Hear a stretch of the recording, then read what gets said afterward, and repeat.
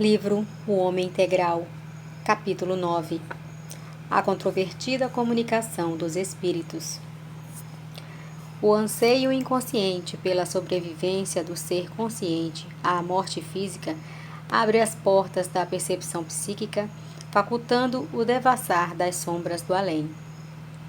Já não aspira o homem sorver a água do Létis para o esquecimento, porém sondar o que ocorre na sua outra margem. E é de lá que vem vindo inesgotáveis informações, notícias, desafios novos, todos demonstrando a indestrutibilidade da vida, a sua causalidade e o seu finalismo inevitável. Das civilizações antigas às modernas, desde as culturas mais primitivas até as mais bem equipadas de conhecimento e tecnologia, as tumbas descerram as suas lajes para, rompendo o enganoso silêncio e o falso repouso dos falecidos, apresentarem suas vozes e ações.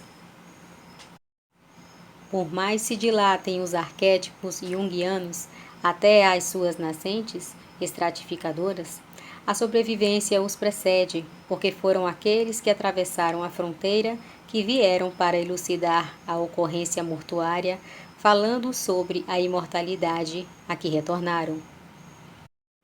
As suas lições ensejaram o surgimento da fé religiosa, dos cultos, mesmo os mais extravagantes, de algumas filosofias e se consubstanciaram nos desafios às modernas ciências parapsicológicas, psicobiofísicas, psicotrônicas, ainda não superando a doutrina espírita apresentada por Allan Kardec, resultado de acuradas observações e experimentos de laboratório, provando a sobrevivência do ser à sua disjunção cadavérica. É inerente à estrutura da vida a sua indestrutibilidade, graças à qual somente há transformações e nunca aniquilamento. Partindo-se deste princípio de imanência, a consciência não se extingue por ocasião da desorganização cerebral.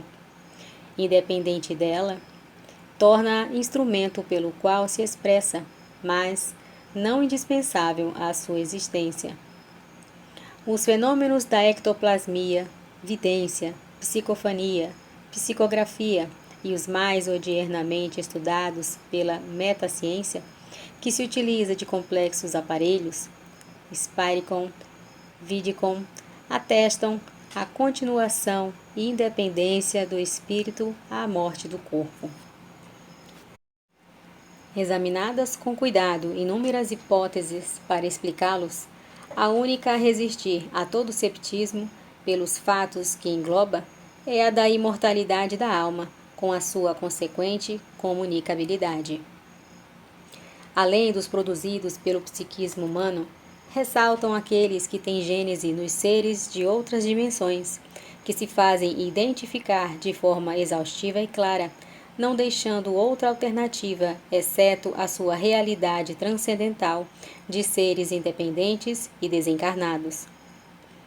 Neste capítulo se enquadram diversas psicopatias, cujas gêneses resultam de influências espirituais, mediante as quais se abre o campo das obsessões, igualmente conhecidas desde priscas eras, com outras denominações. Esta influência deletéria dos mortos sobre os vivos tem o seu reverso na que se opera graças à interferência dos anjos, dos serafins, dos santos, dos guias espirituais e familiares, de inegáveis benefícios para a criatura humana, inclusive na área da preservação e recuperação da saúde. Cunhou-se, como efeito imediato, o brocardo que assevera que os mortos conduzem os vivos, tal a ingerência que têm aqueles no comportamento destes. Eliminando-se, porém, o exagero, o intercâmbio psíquico e físico se dá com mais frequência entre eles do que supõem os desinformados.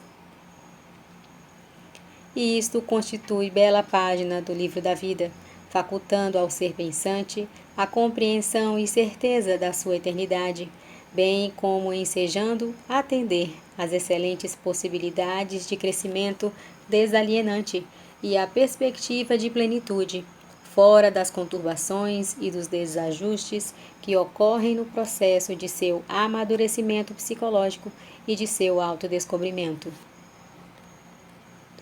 A transitoriedade assume a sua preponderância apenas enquanto vige a existência corporal de grande significação para estruturar a sobrevivência feliz, delineando as atividades futuras a ressurgirem como culpa-castigo, tranquilidade-prêmio, que governam e estatuem os destinos humanos. A consciência, não se aniquilando através da morte, aprimora-se mediante experiências extrafísicas, que lhe dilatam o campo de aquisição de recursos capazes de elucidar os enigmas da genialidade e da demência, da lucidez e da idiotia congênitos. Este interrelacionamento entre o homem e os espíritos desenvolve-lhe os sentidos extrafísicos, proporcionando-lhe um desdobramento paranormal, no qual a mediunidade lhe propicia uma vivência real nas duas esferas vibratórias onde a vida se apresenta. Portador dessa percepção, embora habitualmente embotada, agiganta-se-lhe a área de sensibilidade psíquica ao educá-la, como se lhe entorpece e turbam outros campos mentais se a desconsidera ou se não dá conta da sua existência.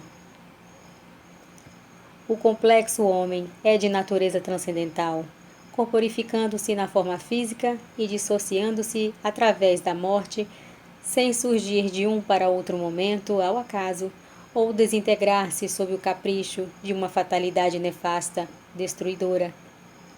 A psicologia profunda vai às raízes deste ser, resgatando-o do lodo da terra e erguendo-o da lama do sepulcro, para conceder-lhe a dignidade que merece no concerto universal como parte integrante do mesmo.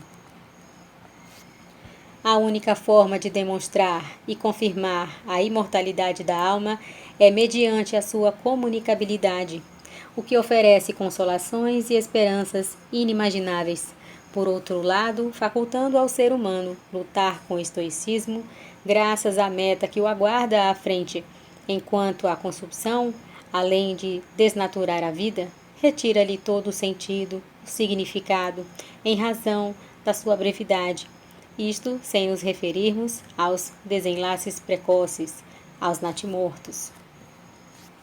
A vida vem aplicando milhões de anos no seu aperfeiçoamento e complexidades, não se podendo evolar ao capricho da desoxigenação cerebral. Com esta certeza, esmaece o pavor da morte, desarticula-se a neurose disto advinda, abrindo um leque de perspectivas positivas para o bem-estar durante a existência física, prelúdio da espiritual, para onde se ruma inexoravelmente. Os planos agora já não se limitam nas balizas próximas, impeditivas, antes se dilatam encorajadores no prosseguimento da evolução. Deste modo, as controvérsias sobre a sobrevivência vão cedendo lugar à afirmação da vida, especialmente agora, quando se desdobram as terapias alternativas na área da saúde, que recorrem às memórias do passado, aos substratos da mente precedente ao corpo, mediante as quais o contínuo da consciência não sofre interrupção com a morte orgânica, nem surge com o seu renascimento. A vida predomina, prevalece em toda parte, sempre vitoriosa.